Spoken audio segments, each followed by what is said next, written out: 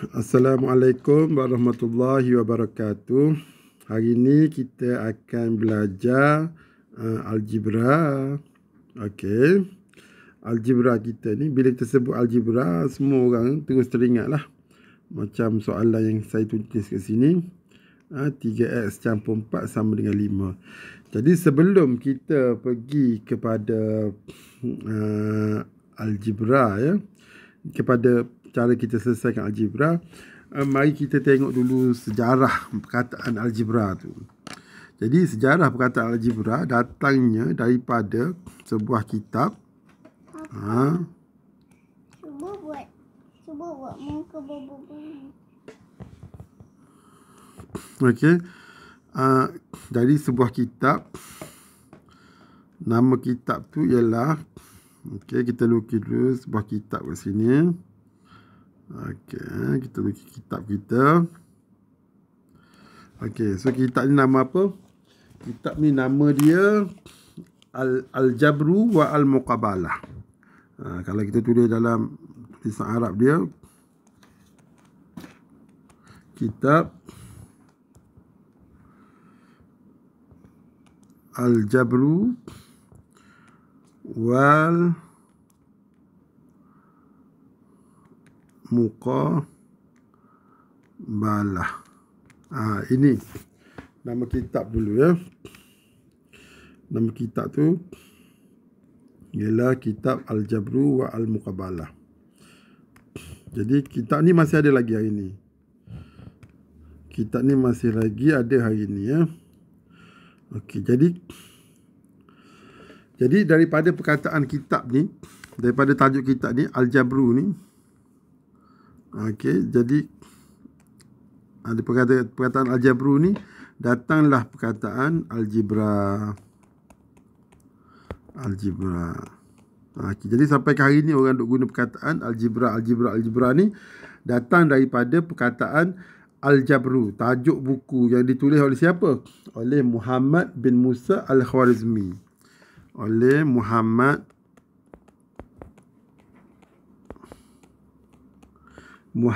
bin Musa Al-Khwarizmi. Okey.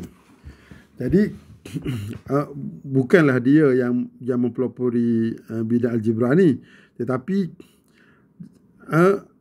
perkataan algebra tu datang daripada nama kitab dia. Jadi dia yang mula-mula mencipta perkataan algebra ni. Okey, jadi kita beri kredit kepada Al-Khwarizmi lah.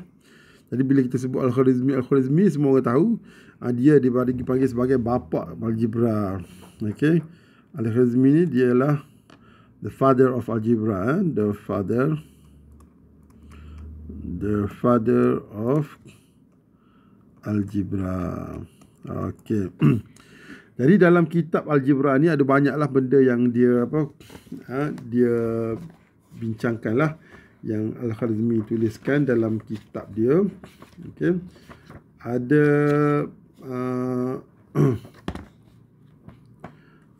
ada beberapa bab lah dalam kitab dia. Misalnya bab apa ni? Bab pertama ialah ringkasan pengiraan melalui pelengkapan dan pengurangan. Itu bab pertama. Bab kedua ialah pendarapan. Bab ketiga penambahan dan penolakan. Bab keempat pembahagian. Bab kelima masalah persamaan kuadratik. Okey, persamaan kuadratik. Okey, bab ke-6 pelbagai masalah yang lain lah, gabungan semua masalah yang ada tu. Okey. Bab ke-7 ialah muamalat. Bab ke-8 ialah keluasan. Bab ke-8 keluasan. Bab ke-9 ialah wasiat. Jenis faraid lah, bab ke-9 tadi. Okey. Bab ke-9 itu tebal lah. Dan juga pengiraan, pemulangan, Ini saya tak pasti apa dia buat apa. Okey, jadi dalam kitab Al-Jabr wa Al-Muqabalah tadi, Al-Khwarizmi memperkenalkan kaedah menyelesaikan masalah linear dan juga masalah kuadratik lah, yang paling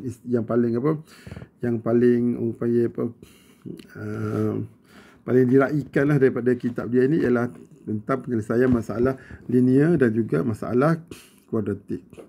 Jadi masalah dua ada masalah kita. Satu masalah linear dan satu lagi ialah masalah kuadratik. Okey.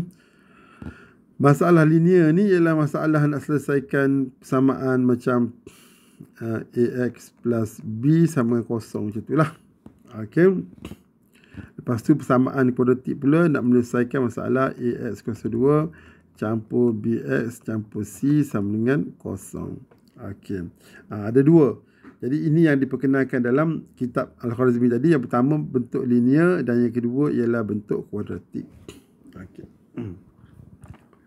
Kemudian ada juga bidang-bidang lain, misalnya mencari luas, mengira luas, dan juga faraid. Sistem faraid. Faraid ini ialah sistem pembahagian harta selepas seseorang itu meninggal dunia. Okay. Jadi ini adalah seberingkaslah tentang kita panggil sebagai sejarah, mengenang sejarah untuk berterima kasih kepada orang yang telah berusaha untuk meninggalkan sesuatu legasi kepada kita. Kemudian balik semula kepada persoalan kita ialah bagaimana nak selesaikan soalan-soalan. Seperti misalnya nombor 1 kita bagi 3x campur dengan 4 sama dengan 5. Okey. Jadi macam mana kita nak selesaikan masalah seperti ini? Ramai pelajar walaupun benda yang simple macam ni pun dia tak boleh selesaikan jugalah.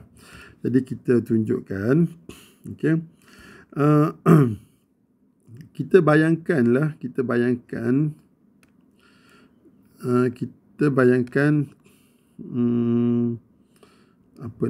apa ni ya. Okey. Kita bayangkan bahawa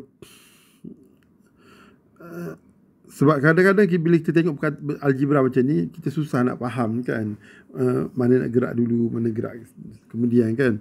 Jadi kita anggap bahawa misalnya kita buat analogi lah. Sama dengan ni, bayangkan dia adalah jeti ataupun jambatan lah. Jambatan. Kemudian okay, dia jadi jalan macam tu, ada jalan macam tu kan. Okay. Kemudian kita bahagikan dua bahagian. Satu bahagian kiri, satu bahagian kanan. Ini kiri, ini kanan.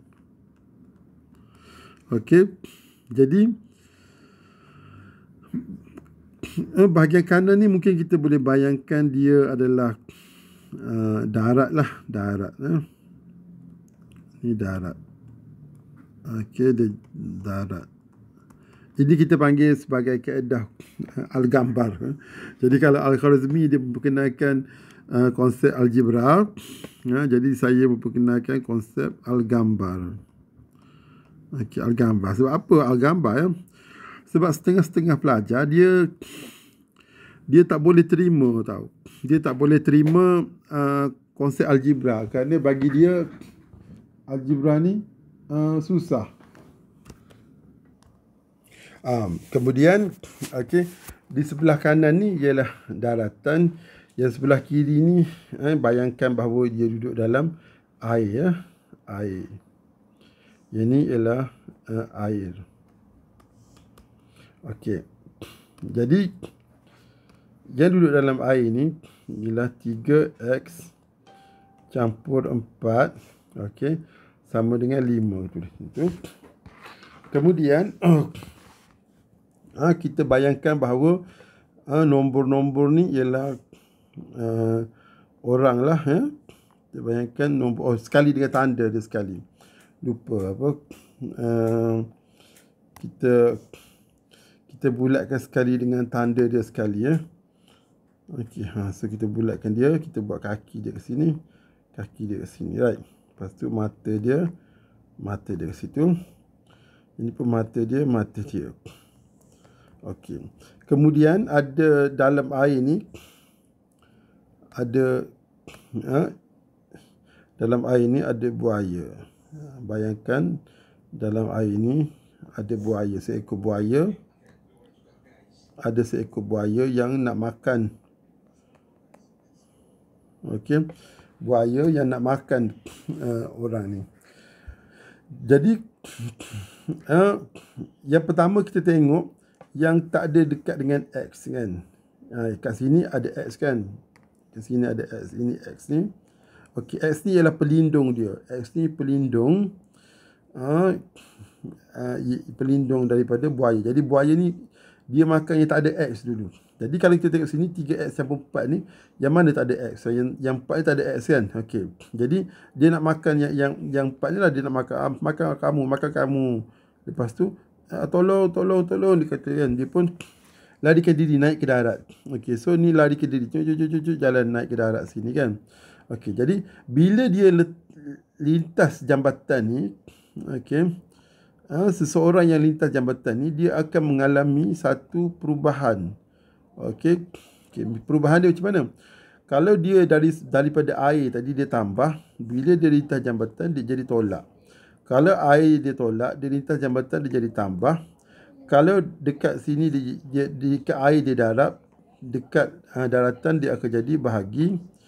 Kalau dekat air tu ialah bahagi, bila dia lintas jambatan dia akan jadi darab. Okey.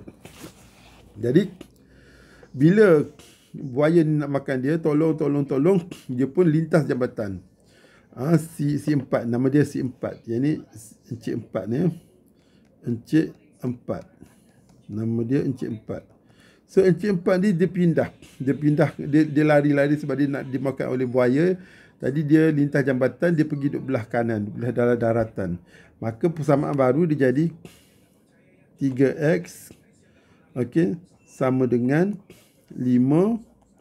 Sebab Encik 4 tadi dah pindah sana, lepas tu dia positif kan, tapi bila dia pindah sana jadi negatif, jadi tolak 4. Macam tu. So dia jadi 3X sama dengan 1. Kemudian kita tengok sini 3X tadi. Okey, Encik 3 tadi dia, kita buat lagi konsep apa nama ni. Okey, sama dengan 1 ke sini. So sini ialah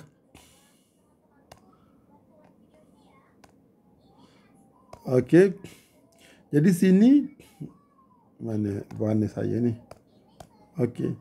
Jadi sini ialah darat, ini air, sini ialah air. Sini ialah darat. Dekat darat ada 1. Dekat air ada Encik 3 dengan X tadi kan. Okay. X tu macam pelampung lah. Kalau kita nak tu, kita anggapkan X ni ialah pelampung. Pelampung. X ni ialah pelampung. Jadi datanglah Encik buaya tadi. Nak makan lagi. Makan awak. Saya lapar, dia katakan. Encik buaya lapar, dia nak makan Encik 3. Ni Encik 3.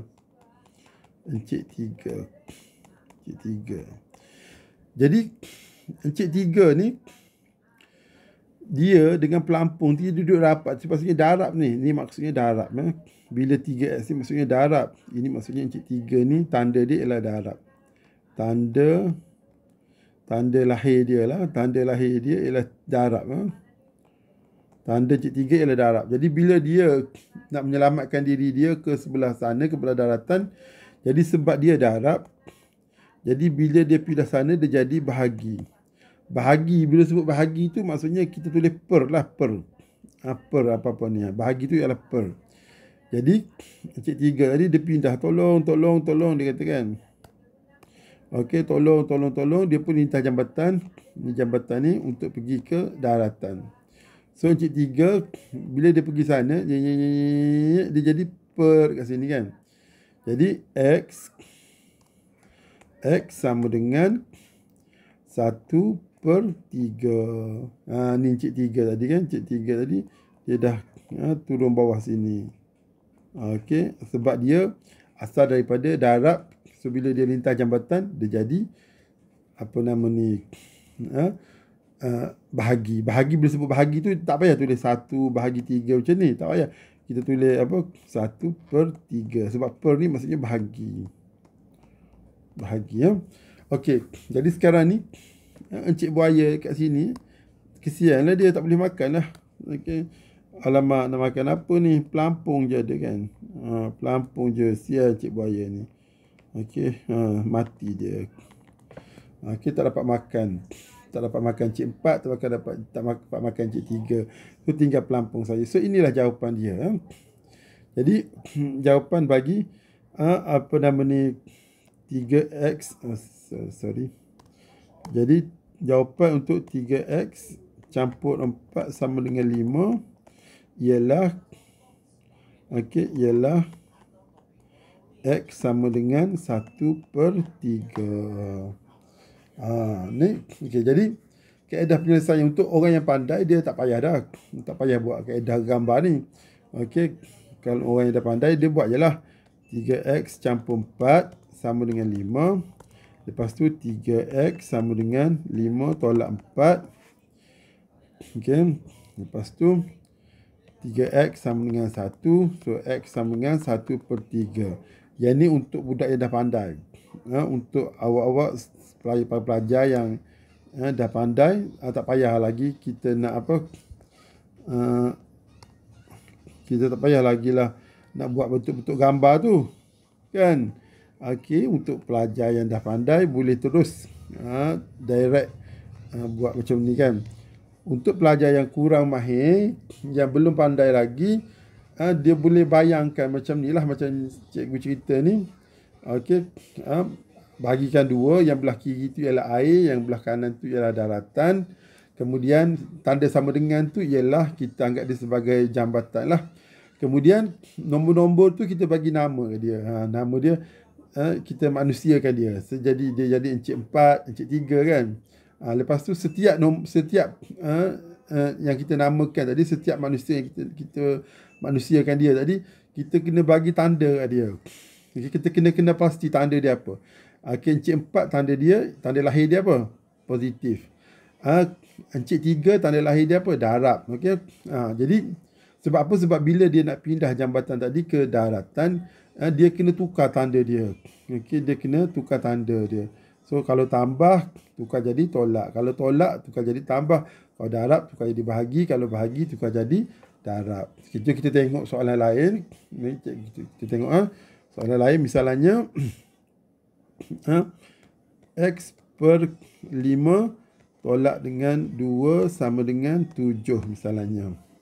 Okay, macam mana nak selesaikan ni? Jadi kita boleh guna kaedah air dan darat. Ini kaedah air. Okey, kemudian ni daratan. Sini darat. Sini air. Sini darat.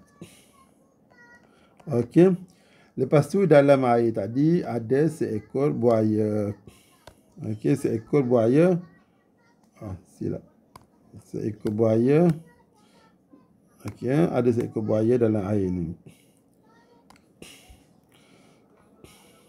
Okey. Ini buaya kita. Dia lapar, dia nak makan. Okey. Nak makan siapa? Okey. Jadi kita manusiakan dia. Kita buat sini satu manusia. Okey, lepas tu satu Encik 2 nama dia. Encik 2. Okey. Satu lagi ialah Encik 5. Selalu tak tukar ni. Okey, Encik 5. Satu lagi ialah Encik 5. Okey. Ni Encik 5. Jadi ada Encik 2, ada Encik 5. Tapi kita kena ingat, buaya ni dia tak boleh makan Encik 5 sebab Encik 5 tu dia ada pelampung lagi kat situ. Ingat. Kenapa buaya tak boleh makan Encik 5? Sebab Encik 5 dia ada pelampung. pelampung. Ni pelampung. Ada pelampung. Okey, jadi sebab Encik Lima ni dia berpegang pada pelampung. Jadi Encik Buaya ni tak boleh makan Encik Lima. Jadi Encik Buaya kena makan dulu Encik Dua. Setelah dia makan Encik Dua ni, baru dia boleh makan Encik Lima. Okey. Kemudian kita kena tengok Encik Dua, apa tanda lahir bagi Encik Dua dengan Encik Lima. Tanda lahir bagi Encik Dua ialah negatif, sebab ada negatif kat sini kan. So tanda lahir Encik Dua ialah negatif. Tanda lahir Encik Lima ialah bahagi. Okey, ni tanda lahir dia. Okey, tanda lahir bagi Encik Dua ialah negatif, tanda lahir bagi Encik Lima ialah bahagi. Okey, jadi buaya ni nak makan lah dia. Nak makan. Saya lapar, saya nak makan kamu. Nak makan kamu. Jadinya apa nama ni, Encik Dua ni larilah. Lari ke daratan menyelamatkan diri kan. Jangan bagi orang makan kita. Kalau orang nak makan kita, kita lari lah, selamatkan diri kan. Jangan biarkan orang makan kita. Jadi Encik Dua pun lari. Jadi Encik Dua lari. Tolong Encik Dua lari. Bila Encik Dua lari, jadi tinggallah Encik Lima. Okey, tinggal Encik Lima dekat sini. Okey. Jadi Encik Dua dah lari, jadi 7. Sebab tanda bagi Encik Dua ialah negatif. Tanda lahir bagi Encik Dua negatif. Jadi bila pindah sana, dia jadi positif lah, tambah 2 gitu. Okey. So sama dengan 9. So X bahagi dengan Encik Lima. Okey. Sama dengan 9. Kemudian Encik Buaya tadi, dia lapar lagi, dia tak makan lagi pagi ni. Jadi Encik Buaya nak makanlah Encik Lima. Makan kamu pula, dia katakan. Sebab Encik Dua dah lari, so dia nak makan Encik Lima. Encik Lima tolong. Okay, tadi menjerit tolong saja tak jadi. Dia kena larikan diri kan. Larikan diri ke mana? Larikan diri ke sebelah ke daratan kan. Ke daratan. Jadi tanda lahir bagi Encik Lima ialah bahagi. Bila dia pindah ke sana, dia jadi darab. Jadi X sama dengan 9 darab dengan 5 sama dengan 45. Jadi tinggallah pelampung saja di sebelah di sebelah air. Jadi kesianlah Cik Buaya tak dapat makan. Okey. Laparnya saya, dia katakan. Okey, tak dapatlah makan Cik Buaya. So jawapan dia X sama dengan 45.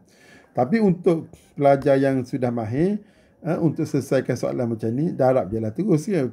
Okey, terus je lah buat macam ni ya. So X tolak 2 sama dengan 7. Jadi X per 5 sama dengan 7 tambah 2. So X per 5 sama dengan 9. So X sama dengan 9 darab 5. So X sama dengan 45. Kan? Okay, jadi untuk yang pelajar yang dah mahir, boleh terus buat macam ni. Jadi untuk pelajar yang kurang mahir, boleh gunakan cara berfikir macam ni. Jadikan yang pertama, okay, sebelah kiri persamaan tu ialah air, yang sebelah kanan ialah daratan. Kemudian penghubung sama dengan tu jadikan dia jambatan. Lepas tu beri nama, manusiakan nombor-nombor tadi. Kalau 2, Encik 2. Kalau 5, Encik 5.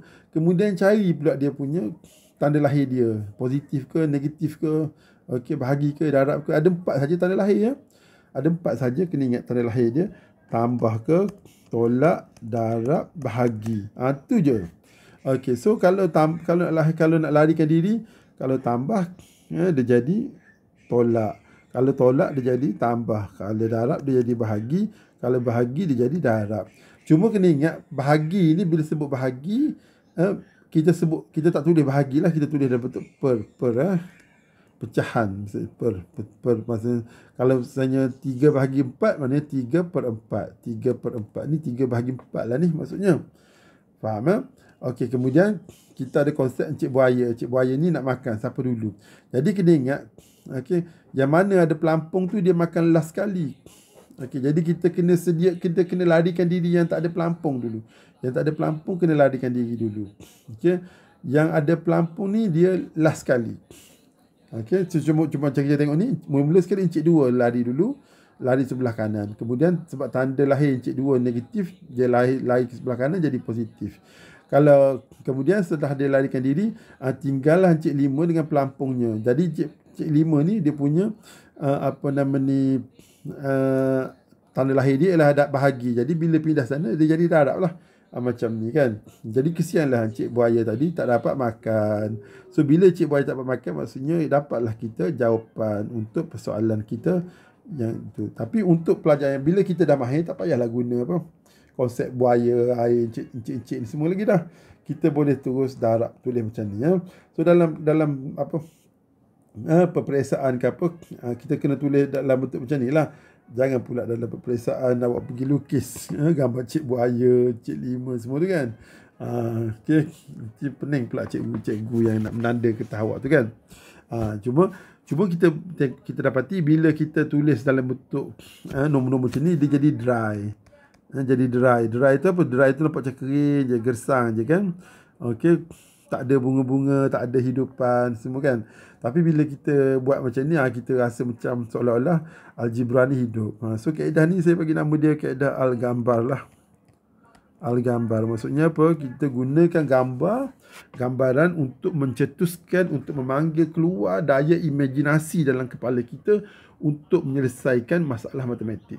Ini sebenarnya bagus. Sebab apa? Sebab dia mengurangkan penggunaan memori dalam otak kita. Okey, jadi insya-Allah dalam kelas yang akan datang cikgu akan sambung lagi ada contoh-contoh lain lagi lah bagaimana nak selesaikan persamaan algebra. Jumpa lagi insya-Allah dalam kelas yang akan datang. Assalamualaikum warahmatullahi wabarakatuh.